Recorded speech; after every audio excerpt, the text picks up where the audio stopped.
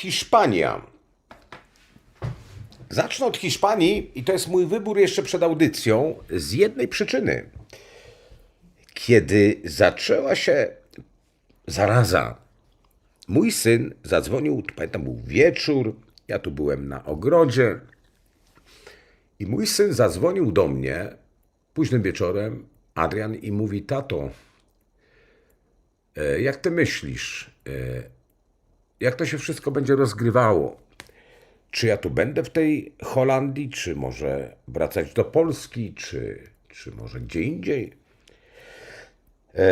Ja wtedy na tym ogrodzie się skupiłem i powiedziałem mu: zostań w Holandii, czy będziesz w Holandii, czy będziesz w Polsce, to się będzie rozgrywało tak samo, ta zaraza.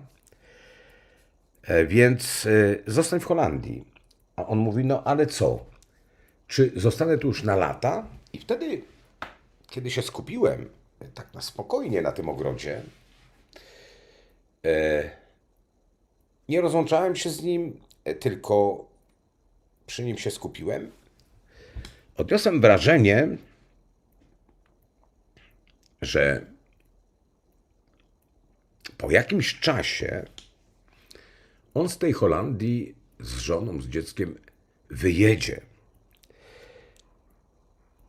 Ale miałem wrażenie, że on wyjedzie w rejon Hiszpanii i skojarzyła mi się taka bardzo dziwna sytuacja, że część Hiszpanii będzie opuszczona. To wyglądać będzie tak, jakby będą przestrzenie.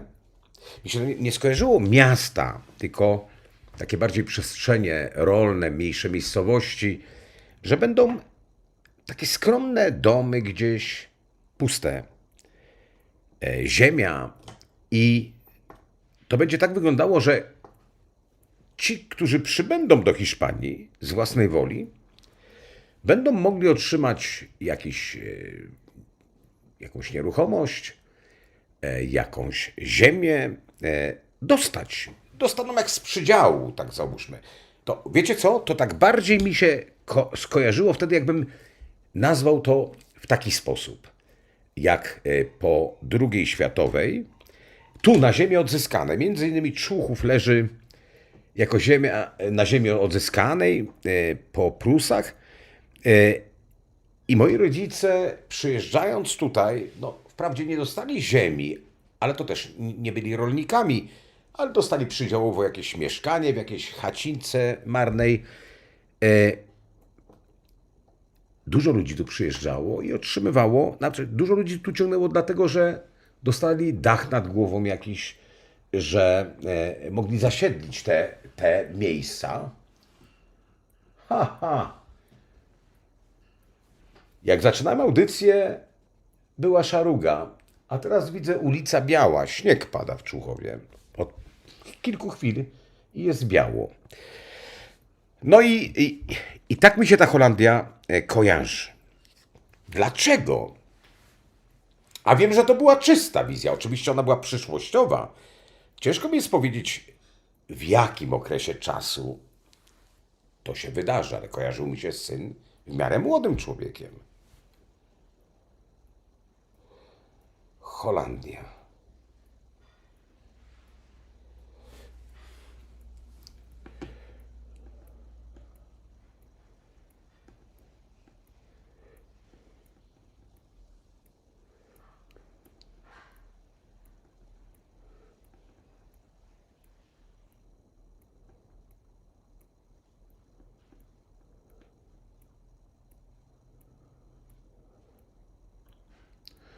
Holandia.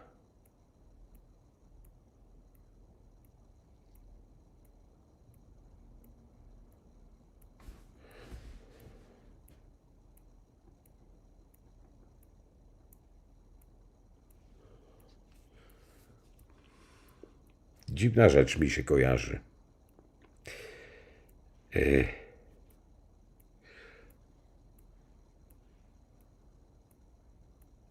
Hiszpania, nie Holandia.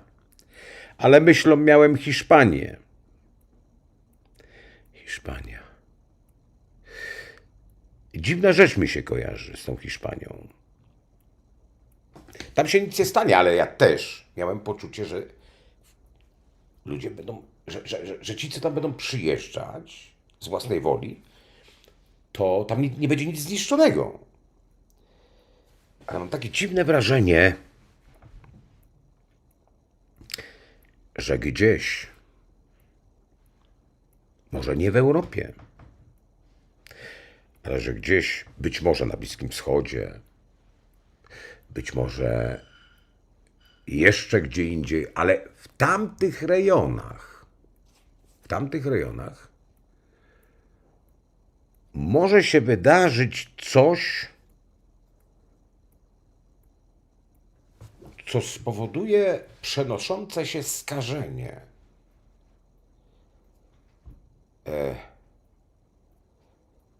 I to skażenie będzie wędrowało z jakimś nurtem powietrza, czyli z jakimś ciągiem powietrza. I że to skażenie nie dotknie Europy, a dotknie część Hiszpanii.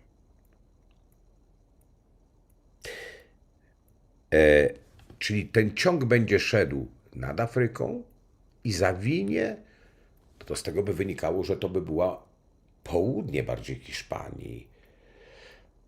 Chociaż ciężko powiedzieć, no, część, bo to będzie część Hiszpanii. I ja mam wrażenie, że ludzie, potem będzie takie uspokajanie ludzi, że tam się nic nie stało, że to, co przeszło w powietrzu z nurtem jakiegoś frontu powietrznego, że to są znikome szkody i że to nie jest groźne, ale ludzie będą uważali inaczej i mnóstwo ludzi przeniesie się, zostawiając wszystko, przeniesie się w inne miejsce Hiszpanii lub wyniesie się z Hiszpanii. Szkoda, bo to piękny kraj. Mam nadzieję, że to jest bzdura, bo nie życzyłbym tego Hiszpanii. Nikomu bym tego nie życzył. I dużo ludzi uwierzy, ci, co będą tam przyjeżdżać, oni uwierzą w to, że to skażenie jest znikome. I będą zasiedlali miejsca opuszczone.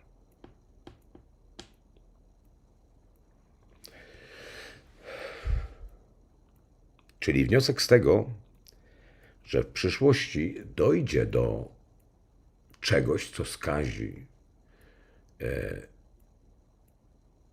część naszego świata.